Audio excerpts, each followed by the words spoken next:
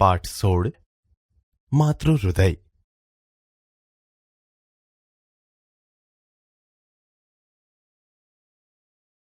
બાળ દોસ્તો, હવે આપણે લેખકના જીવન વિશે પરિચય મેળવીએ.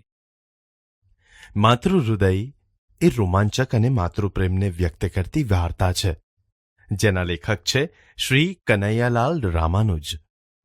તેમનો જન્મ 1 નવેમ્બર 1938ના રોજ સુરેન્દ્રનગર જિલ્લાના બળવાણા ગામે થયો હતો.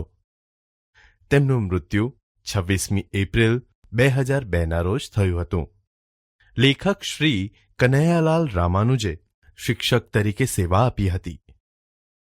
તેમણે સાવજનું અપમાન, રીંછ દરબારમાં 11 રાતો, અપંગ તનના પણ મનના નહીં વગેરે જેવા જાણીતા પુસ્તકો આપ્યા છે. બાળ દોસ્તો, માનવ હોય કે પશુ, માતૃહૃદય તો સૌના સરખા. એ પંક્તિને ધ્યાનમાં રાખીને લેખકે માતૃહૃદય વાર્તામાં માતાના હૃદયના સ્નેહભાવ રજૂ કર્યા છે.